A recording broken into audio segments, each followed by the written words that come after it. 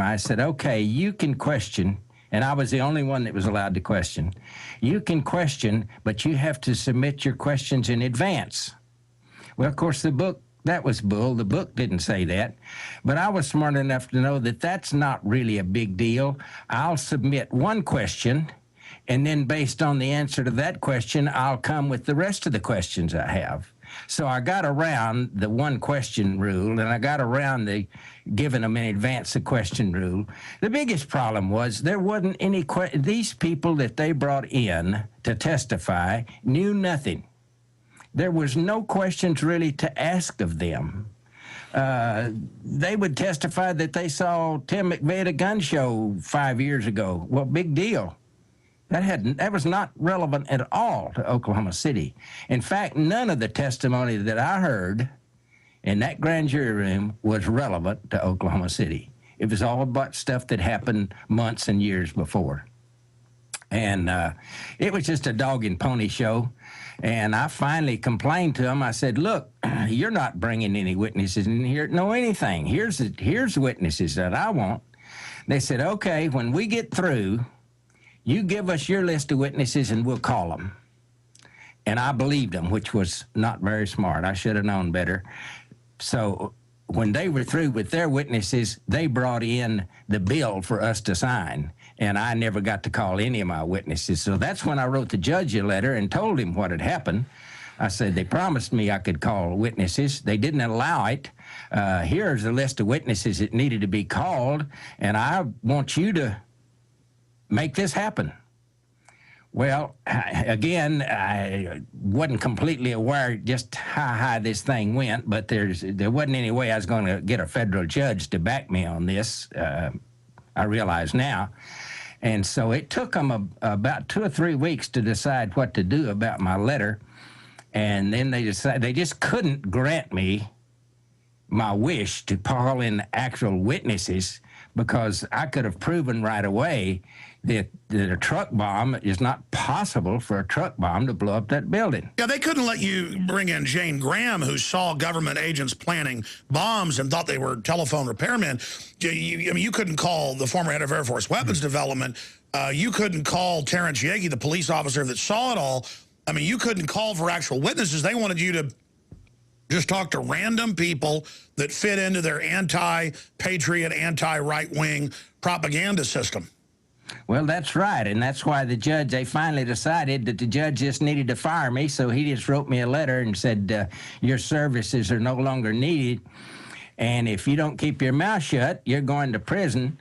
And each outburst will be a separate event, and you will have to serve your prison terms in order, one after the other, not at the same time. So it was kind of a joke. And as soon as I got the letter out of the mailbox from the judge, I faxed it to Channel 4, K4, the TV station here, and that just blew the lid off of everything. I mean, that's tyranny with a capital T when they say, we'll throw you in irons if you ask any questions. That's exactly right. And, of course, later on it got even worse. They got even, more threatening. But the judge, all he could threaten to do was just to put me in jail. Now, tell us about the other threats, the FBI visit, all of it. Well, the FBI came down a couple of times, may have been 3, I don't know. But I remember 2 occasions they came down. And the one occasion that was the funniest is I was sitting, my desk is in a bay window right there in front of the house. So as they pull up and stop, and you know who it is because the car they're driving is obvious motor pool. And so when these guys get out, the guy on my side, the passenger side that got out, took his pistol out of his holster, his shoulder holster, and stuck it in the waistband of his pants, and then buttoned his suit jacket over the pistol. So I watched all that with interest. And so they came in, and of course, he was the bad guy. They do this just like a TV show. You got a good guy and a bad guy. And the good guy, he's real nice to you and he's come to help you, see. And the bad guy, he's come to threaten you, and if the good guy doesn't have any luck. So when the good guy wasn't having any luck, why, the bad guy just stood up, unbuttoned his jacket, and exposed that pistol in his belt. and I was supposed to be afraid, I guess, is what it was. It was some sort of I mean, I was supposed to get some sort of message, and you can guess, I guess, what the message was supposed to be. But I thought it was the silliest thing I'd ever seen, and I just laughed at them. And they finally just had to leave because they weren't getting anything done. And I guess they liked playing along with the people that killed all those kids, because I know it's funny for you, but we've got to remember Terrence Yakey got tortured to death. In fact, we might need to investigate exactly who those guys were that came to your house, because if somebody's going to brandish a firearm on a, a nice gentlemanly person like yourself, who knows what else they'll do. Yeah, well, of course, I was supposed to think they were authorized to kill me, but I knew better than that. That's not the FBI's, that's not their job. That's a different... Well, they do that quietly, yeah. Yeah. They do that once they've got you off in custody, yeah. So the next time they came out, they sent a lady out. And that made it interesting. I thought, well, what the heck are they going to accomplish with this sweet-looking little old girl? And she turned out to be the Pepper. She was mean as a snake or something. And she said, do you know how much trouble you're in? And I'm going to ask Hoppy later. I mean, I'm sure he's seen the different Democratic strategists and people. And, of course, the guy that helped cover up Oklahoma City is now the Attorney General, Eric Holder, who was caught running a false flag into Mexico. If he's creeped out by all these different statements, if he hasn't seen them, we can pull them up. But they're like, yeah, the president needs an Oklahoma City to look strong and get the people behind him. And, we know it helped Bill Clinton. That's why I'm really revisiting this now. This film came out at a perfect time. It's a godsend, and it needs to be seen. But Hoppy, so you were telling us about the little whippersnapper. But see, you're a nice guy. You've got a tyrant at your house trying to intimidate you. The judge tried to intimidate you. They're way outside the law. They would love to live in North Korea. I mean, this is the plague to liberty. And you're just being, oh, well, she was quite a whippersnapper because you're a real American. But please continue. Yeah, she said, do you know how much trouble you're in? I said, no, but I bet that's what you're here for, to tell me. And the other guys went to laughing, and that just kind of ruined the whole thing, because I kept making them laugh, and they finally just had to leave. I said, to tell y'all what, y'all go home and tell them you just scared the hell out of them, and if they ever call, I'll back you up. And they just had to laugh and leave. But anyway, the little gal didn't get a whole lot done. You are something else. Chris Emery, I tell you, Hoppy Heidelberg's a treasure, isn't he? He certainly is. When I first met him, Hoppy, you can correct me if I'm wrong, but I think we spent almost 5 hours sitting at your kitchen table just talking about the case, what you went through. And I was just trying to get some memory back this morning on the way to the studio about that first meeting. After I left his house, Alex, I pulled over to the side of the road, and it took me probably a full 30 minutes just to soak in what I had learned from him. This guy's a treasure. It's unbelievable wealth of information about the case. We're about to go to break. We have all the breaks at the end of the hour and the start of the hour. But Hoppy, tell us what you've learned. Impart that knowledge on record of what really happened from your research in Oklahoma City. Well, you have to go back to '93 when the anti-terrorist bill was before Congress, and they couldn't get it passed. So they had the '93 World Trade Center attempt to knock the towers down. And, of course, that was a failure because the FBI ran that operation, according to the New York Times. And it failed, and they didn't get the legislation passed. So they waited a couple of years.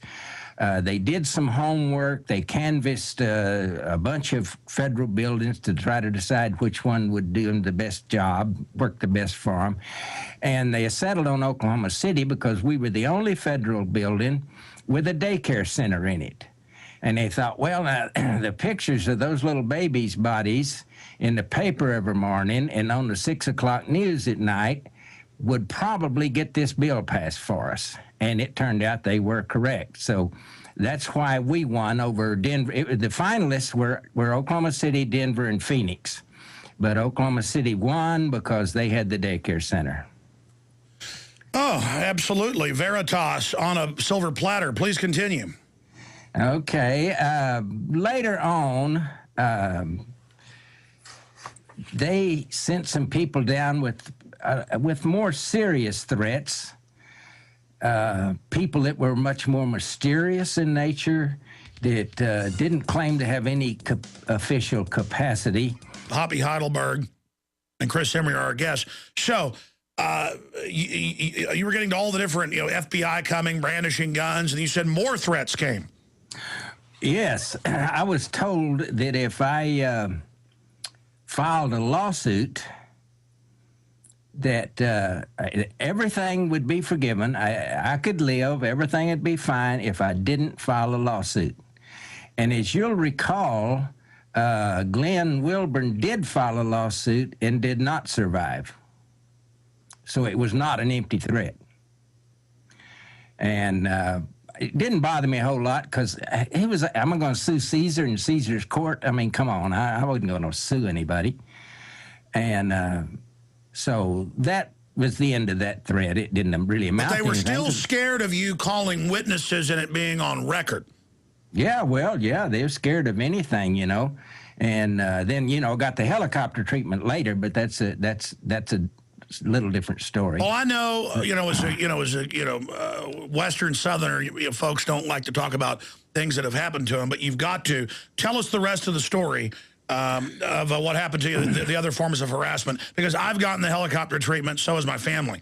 Yeah. Well, they started flying 3 helicopters over my house once a week, and they would circle my house very low until I came out and acknowledged their presence so they could go on. And the message, I assume, was that we want you to know we know where you live.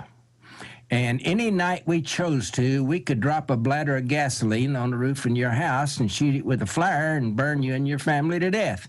That was the message. I understood the message.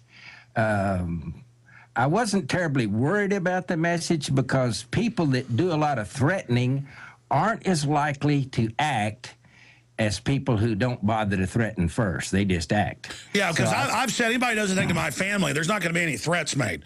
I will guarantee that. And what do they think's going to happen as they keep killing people and intimidating? Don't they know people are going to start responding back? I mean, we know where they're at as well. Well, yeah, but they think they've got all the power because they've got the military might, and they don't fear us because we, as of yet, have not offered to resist the way you have to. Well, that's because discretion is the greater part of valor, but the same thing happened for decades before 1776, Hoppy. Yeah, well, we're in the same shape we were then.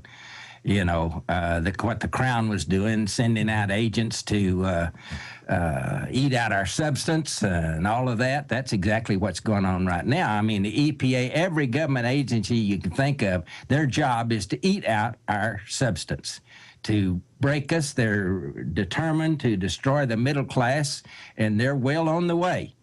When they double and triple the price of food and fuel, they've got you because you can't do without either one. They wouldn't call anybody connected to it. They wouldn't call all the